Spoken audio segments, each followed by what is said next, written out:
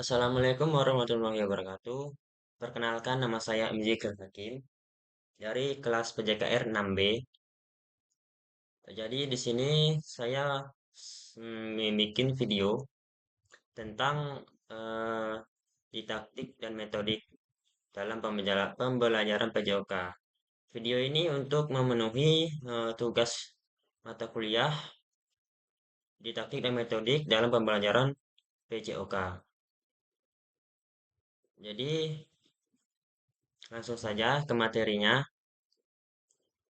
Materi pertama yaitu didaktik dan metodik. Apa sih itu didaktik? Eh, Didaktik itu adalah ilmu atau seni tentang cara mengajar. Jadi, didaktik ini membahas bagaimana seorang guru merencanakan, menyampaikan, mengevaluasi pembelajaran agar tujuan belajar dapat tercapai secara efektif.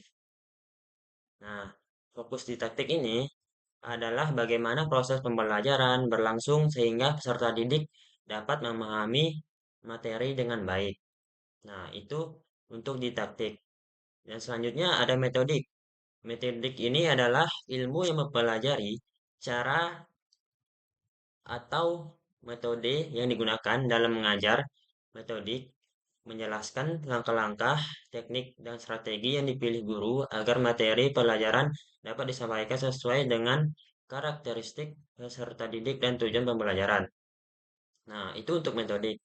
Nah, dari kedua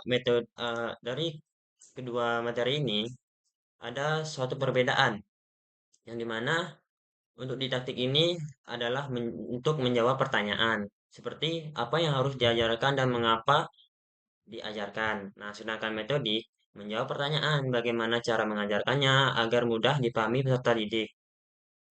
Nah, itu untuk materi di taktik dan metodik. Selanjutnya masuk ke materi selanjutnya metode demonstrasi. Nah, metode demonstrasi ini adalah metode pembelajaran yang dimana guru atau peserta didik memperagakan secara langsung suatu proses, keterampilan, atau cara kerja agar peserta didik dapat melihat, memahami, dan menirunya. Nah, kelebihan dalam metode ini yaitu untuk mempermudah peserta didik memahami materi, meningkatkan perhatian dan minat belajar, eh, dan mengurangi kesalahan karena peserta didik melihat contoh secara langsung. Nah, sedangkan kekurangannya yaitu membutuhkan waktu dan persiapan yang lebih banyak dan memerlukan alat atau media yang sesuai. Nah, itu untuk metode demonstrasi. Selanjutnya ke materi berikutnya yaitu mengenai metode apa? Metode yang digunakan pada dalam memberi pembelajaran pada minggu lalu. Jadi pada minggu lalu saya menggunakan metode demonstrasi yang dimana materi yang saya berikan yaitu tentang lari estafet. Nah, dalam saya memberi materi ini, hal pertama yang saya lakukan dalam memberikan pembelajaran ini, yang pertama ada memberi salam kepada murid-murid serta eh, memberitahuan materi yang akan dipelajari pada saat itu.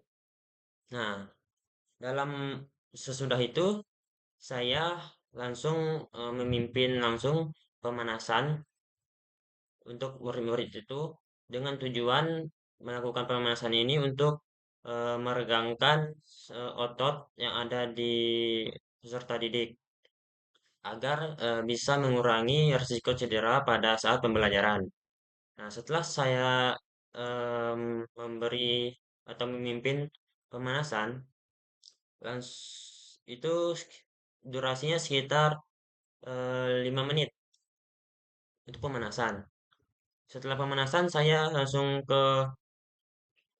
saya membuat suatu permainan Yang dimana permainan itu untuk memperegangkan otot peserta didik sebelum melakukan materi inti. Setelah saya memberikan permainan tersebut, saya lalu memberikan materi tentang estafet, lari estafet. Nah, pada lari estafet itu saya mengajarkan tentang eh, gimana orang pertama dalam melakukan start dan orang kedua dalam memberi dan menerima dan ketiga juga memberi dan menerima dan keempat teknik tentang mencapai garis finish. Nah, jadi dari empat materi itu saya sudah jelaskan pada saat itu yang dimana saat melakukan start jongkok itu untuk pemain yang pertama. Yang pemain kedua dia menggunakan teknik menerima dan memberi. Yang ketiga juga sama seperti yang kedua, menerima dan memberi. Dan seterusnya juga begitu. Yang diakhiri dengan eh, posisi saat lari dadanya dicondongkan ke depan. Nah, itu tekniknya dalam permainan lari estafet itu. Pas minggu lalu saya sudah menjelaskan tentang itu. Setelah saya memberikan materi inti itu, saya langsung melakukan atau memimpin pendinginan pada peserta didik itu agar otot-otot pada peserta didik itu langsung apa namanya bisa teregangkan atau bisa seperti semula dengan kondisi di awal sebelumnya. Nah, itulah materi yang bisa saya sampaikan. Untuk itu, kalau ada kekurangan atau kesalah kataan pada saya berbicara, saya mohon maaf. Langsung saja saya akhiri dengan wassalamualaikum warahmatullahi wabarakatuh.